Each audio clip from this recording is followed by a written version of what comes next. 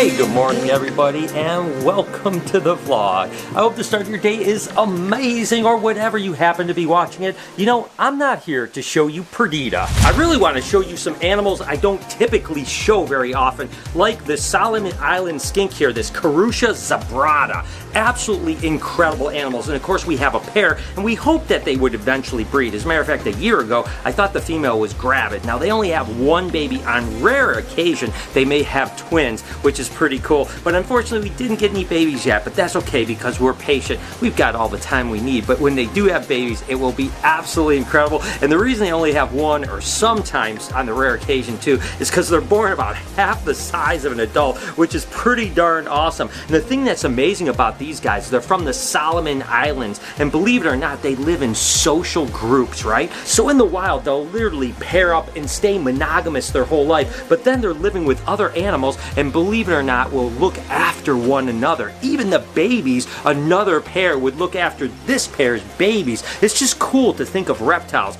in a social setting like that, where they actually form a group. Now, you don't see these around very much anymore because they're pretty endangered in the islands. You don't see them, and that's through overcollecting, deforestation, and stuff like that. But they are cool little animals, and these are really, truly awesome little monkeys. And of course, we have our Boelen's python that I haven't showed you guys since it's kind of gotten a lot bigger. It's almost its adult color now, right? It's that black and yellow. Remember when I first got this little monkey? It was actually almost like a rusty red color and kind of more of a white. Well, it's really getting that adult color, and now it's only going to get more black and more yellow, and that black is going to have the same sheen as Night Fury. I tell you what, Boelen's pythons are one of the more unusual snakes I've ever worked with, but you can see how big it's getting. I mean, it's probably tripled its size since I've gotten it. Just a really interesting animal from the mountains of New Guinea. So they're definitely an animal that people haven't quite figured out. There's been some captive breeding of them, but very rare, not very often. And we really think that it's probably because maybe barometric pressures,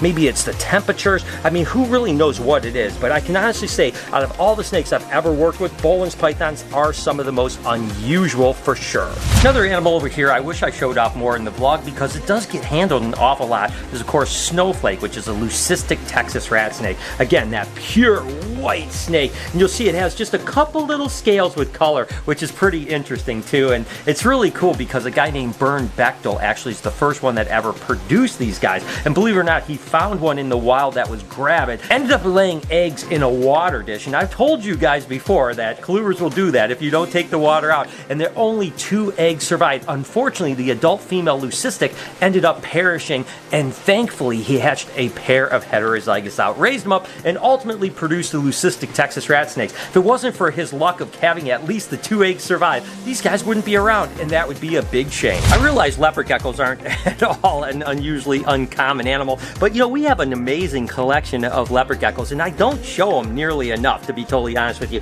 This is a particular morph that we've been working on, that we've been developing here. We just call it the dark morph right now. Eventually, I've told you guys we're going to name it something, but it's interesting. It just causes like really high production of melanin. Now, there's a few different dark morph lines out there, but not one that still shows the pattern like this, and it really does a bunch of really cool things. So I do need to get leopard geckos in the vlog more because, like I said, we have hundreds and hundreds of absolutely gorgeous leopard geckos that I should show off, and I just hardly ever do. It's not because I don't love them, it's just because they haven't made it into the vlog. Let me know in the comments if you guys want to see more leopard geckos. Of course, Uromastyx are really interesting little guys. I love that little face that they have going on. I mean, it's so interesting. I always say it almost looks like a little frog face. I mean, definitely a face that a mother can only love, but I think they're absolutely cute. And they actually kind of are through the deserts of the Middle Eastern part of Africa, and they're an animal that needs really hot temperatures. I mean, the hot spot should be 130, 140, and then interesting enough, they'll eat seed and then vegetation. So you wouldn't look at an animal like this and think that it was a seed eater. I think it's the only lizard I know that actually one of their primary diets is seeds, which is really interesting. And of course, they have that really spiky tail, and that's basically a form of defense, right? They're going to wedge themselves into crevices,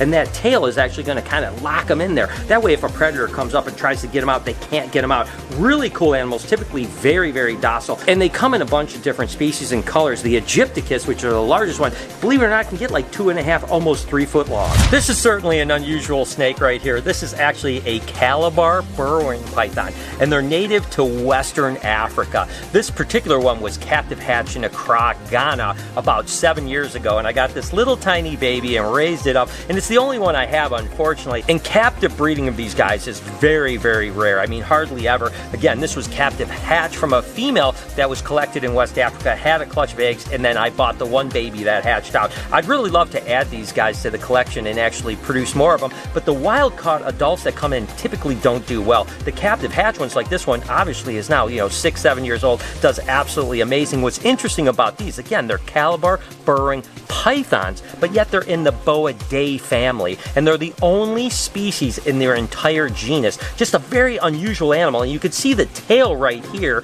looks almost exactly like the head that is buried, and that's their defense mechanism, right? Is that they're going to bury their head, and there's that little head popping out right there. You can see it confuses any predators, like what's its head, what's its tail, and also they're such a unique boid, right? Because typically boids will have heat pits. These guys don't have any heat pits, which makes it unusual as well. I'm not really sure why they're in the Boidae family, to be totally honest with you. I don't even think they should be in the Pythonidae family. They're a weird animal. I'm not exactly sure how to describe them, but of course they spend most of their life burrowing down. That's why they have that kind of heavy palated head that has a really strong bone so that they can burrow deep into the actual hard dirt. Just a cool animal, so unusual, and one that I would really love to get more of because I think they're one of the coolest and most unusual, bizarre snakes I've ever worked with. Then there's the albino Darwin's carpet python. Absolutely wonderful animal, and the original albino actually did pop up in Darwin, Australia, and it's kind of one of those stories that I don't know the whole truth. No one really knows the truth behind it, but it's kind of a sad story. Of course, Australia doesn't export animals, so you can't get animals out of there, and people believe that maybe someone stole the albino Darwin's carpet from a zoo in there, actually bred it, then ended up returning the albino back to the zoo, took the headers, I guess somehow smuggled it out of the country, I believe to South Africa if I'm not mistaken, and ultimately produced the first albino Darwin's carpet pythons that were able to be exported all over the world. Now again, I don't know if that's a fact, and if it is, that's a pretty sad story. We do know that the original albino was stolen and then ultimately returned, and that's the only albino carpet python that anyone ever knows to have actually been found. Now, there's a chance that maybe someone over in South Africa bred them together and produced albinos legitimately. No one really knows the whole story, but nevertheless, somehow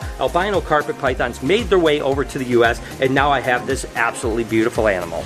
Remember when I got these little tricolor hognose as babies? I mean, look at how big these things are getting. Again, they're a hognose snake, but they're not related to the Western hognose snake. They're not a heterodon. They're actually their own little thing, and they're from South America, and they grow so quick, and they produce a lot of babies when they finally get to adulthood. These are probably still a year away from being adulthood, but again, they can have like 5 to 7 clutches per year. I used to breed these years ago, and literally the only problem with these guys is if you don't stop them from producing eggs, the females will lay eggs and literally kill themselves.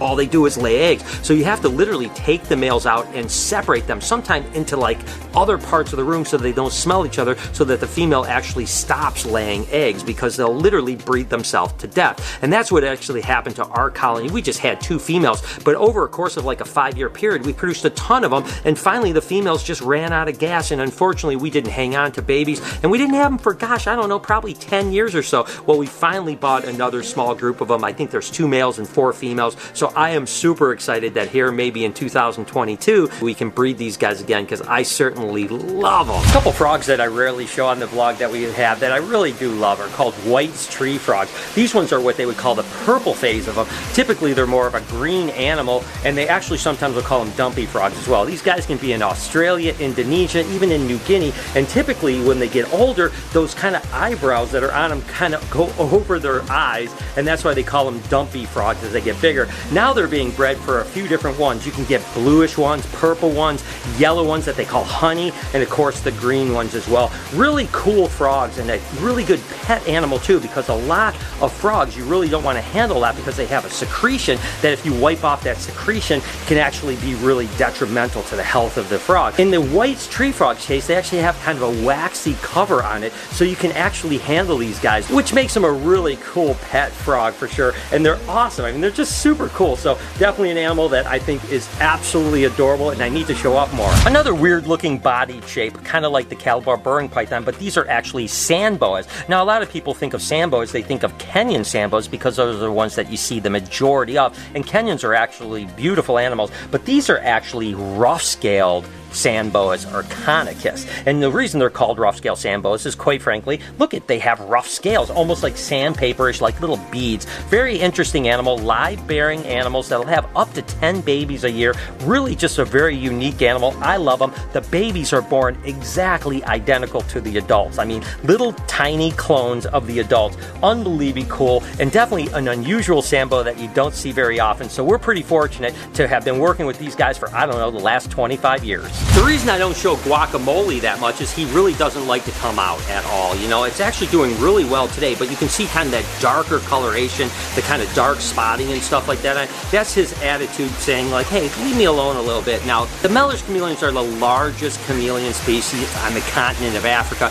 The second largest species in the world, believe it or not. Now, of course, the Parsons from Madagascar are the largest ones, but these guys are pretty darn close, and he is a beautiful animal, one of the coolest chameleons for sure. Now, he's getting up there. He's over 12 years old right now. These guys can actually live longer than a lot of chameleons, living up to 20 years. So hopefully Guac will be around for another 8 or 10 years because he is absolutely wonderful. This happens to be a granite checkered garter snake, a really cool mutation of garter snake. Now, albino checkered garter snakes are probably the most common mutation of garter snake, and the reason why checkers are so good is that they really adapt to eating mice better than probably any other garter snake. So they're a really cool animal. But that being said, if you decide you want a snake that you don't want to eat rodents, you can get a garter snake because they'll eat worms, they'll eat fish and stuff like that, and you don't have to feed them rodents. But checkered garter snakes will eat rodents pretty readily, and that's why I think a lot of people end up getting them. And this happens to be a recessive mutation that causes all of this graniting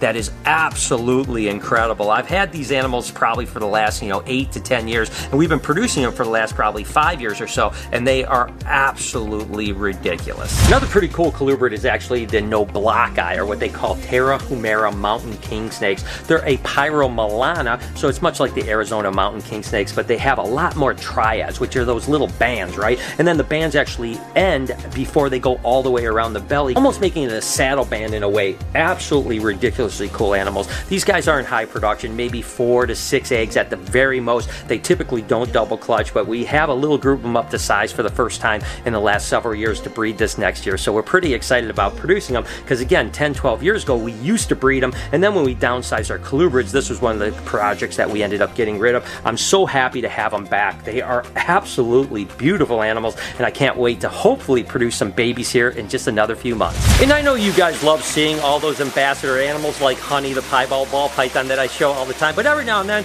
I want to show you some of the stuff that I haven't showed you that much. Do me a favor, if you like this video, could you hit this playlist over on this side right over here? I really do appreciate it. It helps my click-through rate. Up here in this corner, you can actually subscribe to my podcast channel called Checking In. Please help us get to 3 million by subscribing over here to this vlog channel. Turn all your post notifications on. Have an absolutely wonderful day. Remember, be kind to somebody, and I promise I'll see you tomorrow.